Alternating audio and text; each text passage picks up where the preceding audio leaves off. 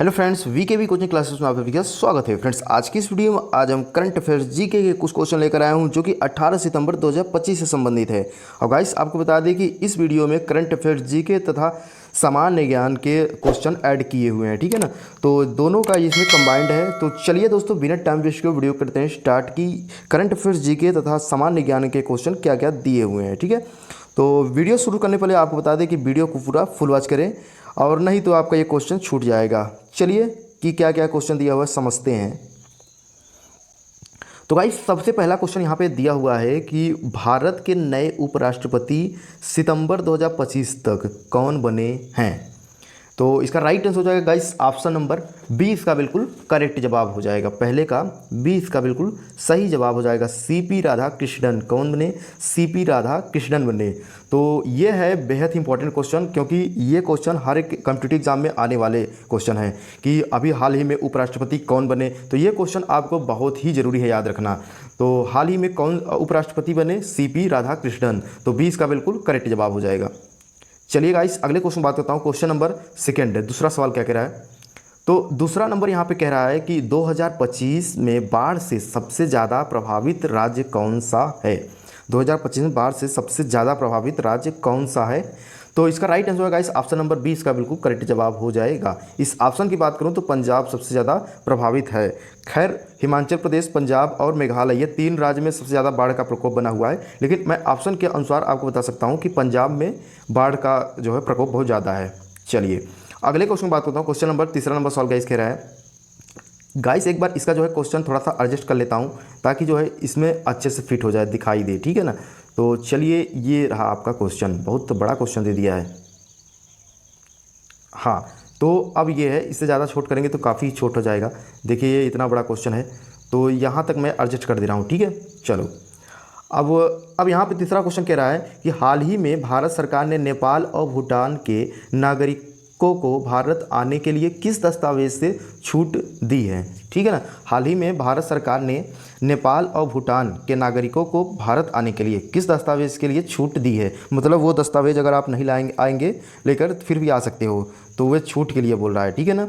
तो तीसरे का बिल्कुल सही जवाब हो जाएगा। इसका जो है दिया है ए और बी दोनों दिया है कि पासपोर्ट और वीज़ा नहीं लगता है। पासपोर्ट और वीज़ा, तो सी इसका बिल्कुल करेक्ट जवाब हो जाएगा। ए और बी दोनों सही है।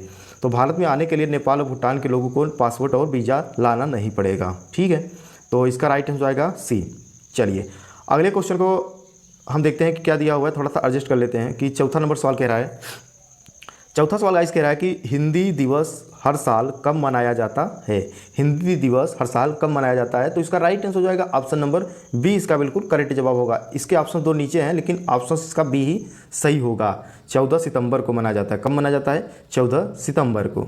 चलिए अगला क्वेश्चन दिया हुआ है गाइस यहाँ पे कि भारत में इंजीनियर्स डे कब मनाया जाता है। भारत में इंजीनियर्स डे कब मनाया जाता है, यही क्वेश्चन में बोल रहा है। तो इंजीनियर्स डे की बात करें गाइस, तो हमेशा जो है कब मनाया जाता है? 15 सितंबर को। कब मनाया जाता है? 15 सितंबर को इंजीनियर्स डे मनाया जाता है। तो 20 का बिल्कुल करेक्ट जवाब हो जाएगा। 20 का बिल्कुल करेक्ट जवाब हो जाएगा। चलिए हमारा अगला क्वेश्चन कह रहा है कि भारत ने किस वर्ष तक स्वदेशी सौर सेल बनाने का लक्ष्य रखा, ठीक है ना। तो भारत ने किस वर्ष तक स्वदेशी सौर सेल बनाने का लक्ष्य रखा। स्वदेशी का मतलब होता है पूर्ण देशी, ठीक है ना। तो इसका राइट आंसर हो जाएगा इस ऑप्शन नंबर 20 का बिल्कुल करेक्ट जवाब हो जाएगा। 2028 तक। कितना? 2028 तक पूर्ण स्वदेशी सेल बनाने का लक्ष्य रखा गया है। चलिए नेक्स्ट क्वेश्चन बात करता हूँ गाइस। क्वेश्चन नंबर 7 नंबर, ये भी देखो काफ़ी लॉन्ग है, तो इसको मैं एडजस्ट कर लेता हूँ, ठीक है ना। क्वेश्चन थोड़ा सा अगर छोटा दिखाई देगा तो आप कमेंट में जरूर लिखना कि क्वेश्चन जो है एडजस्ट नहीं हो पा रहा है, दिखाई नहीं देता है, तो कमेंट में भी जरूर करना। 7वां क्वेश्चन कह रहा है कि हाल ही में कौन सा राज्य रेलवे से जुड़कर भारत के मुख्य नेटवर्क से पहली बार कनेक्ट हुआ।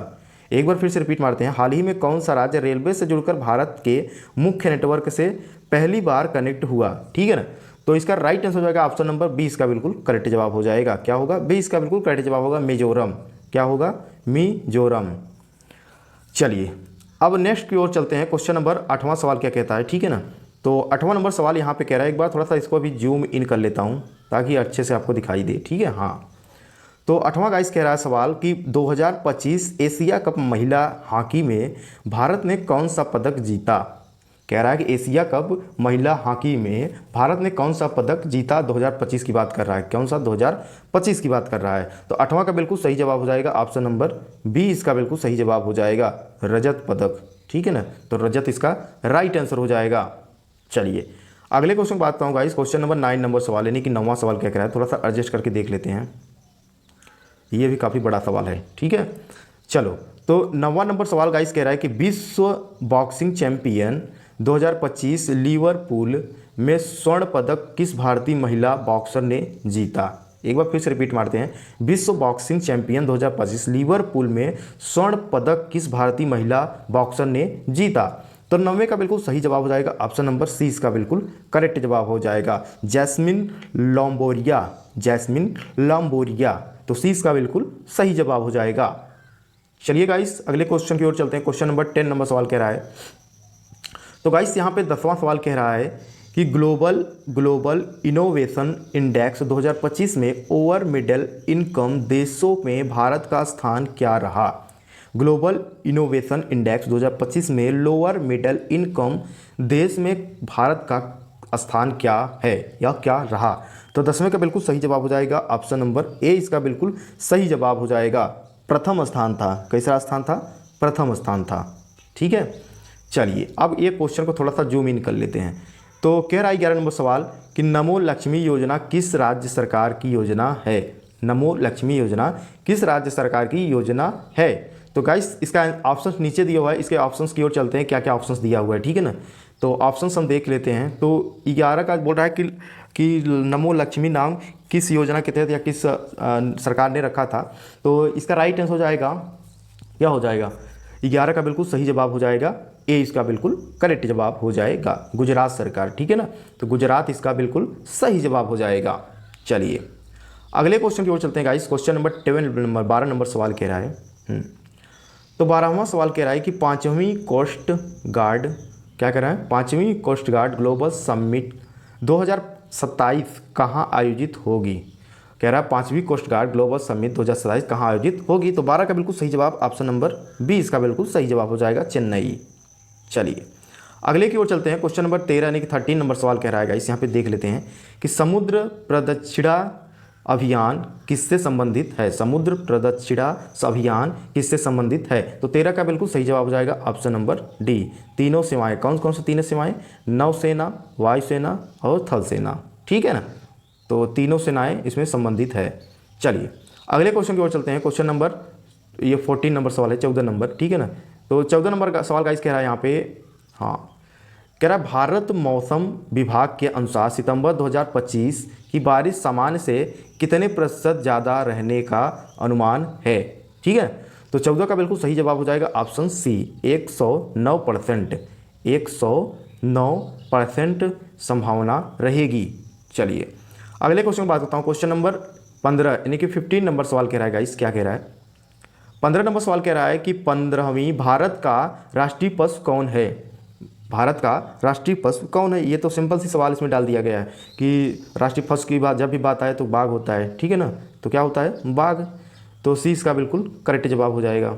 चलिए नेक्स्ट क्वेश्चन की बात करता हूँ। क्वेश्चन नंबर 16 यानी कि 16 नंबर सवाल कह रहा है, भारत का पहला उपग्रह आर्यभट्ट, भारत का पहला उपग्रह किसे कहते हैं, आर्यभट्ट, किस वर्ष प्रक्षेपित हुआ था। किस वर्ष प्रक्षेपित हुआ था। तो 16 का बिल्कुल सही जवाब हो जाएगा ऑप्शन नंबर बी, सन 1975 में, 1975 में, 1975 में प्रक्षेपित हुआ था। चलिए अगले क्वेश्चन की बात करता हूँ। क्वेश्चन नंबर 17 नंबर कह रहा है, गंगा नदी का उद्गम स्थल कहाँ है। गंगा नदी का उद्गम स्थल कहाँ है। तो 17 का बिल्कुल सही जवाब हो जाएगा ऑप्शन सी, इसका बिल्कुल सही जवाब हो जाएगा, गोमुख। कहाँ है, गोमुख। चलिए नेक्स्ट क्वेश्चन की बात करता हूँ। क्वेश्चन नंबर 18वां सवाल कह रहा है, मतलब 18 नंबर सवाल कह रहा है, पंचवटी किस महाकाव्य से जुड़ा हुआ स्थान है। पंचवटी किस महाकाव्य से जुड़ा स्थान है। तो 18 का बिल्कुल सही जवाब हो जाएगा ऑप्शन नंबर ए, इसका बिल्कुल सही जवाब हो जाएगा, रामायण से जुड़ा है।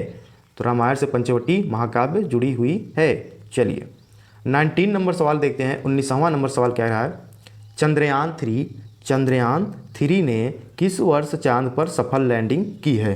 चंद्रयान 3 ने किस वर्ष चांद पर सफल लैंडिंग किया है? तो 19 का बिल्कुल सही जवाब हो जाएगा, ऑप्शन नंबर बी इसका बिल्कुल करेक्ट जवाब हो जाएगा। तो गाइस आपको बता दें ये क्वेश्चन VVIMP है। क्यों? क्योंकि भाई ये चंद्रयान से जुड़ी हुई है और ये हाल ही में क्वेश्चन आया हुआ भी है काफ़ी कम्पिटेटिव एग्जाम में। तो ये आपको याद रखना है कि चंद्रयान 3 जो है चांद पे 2023 में उतारा गया था। ठीक है ना। चलिए अगले क्वेश्चन बात करता हूँ। क्वेश्चन नंबर 20 क्वेश्चन है, मतलब 20वां क्वेश्चन, जो कि करंट अफेयर्स जीके का आज का आखिरी क्वेश्चन है हमारा। कि कह रहा है कि संविधान सभा के अस्थाई अध्यक्ष कौन थे? संविधान सभा के अस्थाई अध्यक्ष कौन थे? तो इसका राइट आंसर हो जाएगा इस ऑप्शन नंबर ए इसका बिल्कुल सही जवाब हो जाएगा, डॉक्टर राजेंद्र प्रसाद। संविधान सभा के स्थायी अध्यक्ष यही थे, डॉक्टर राजेंद्र प्रसाद थे। तो ए इसका बिल्कुल सही जवाब हो जाएगा।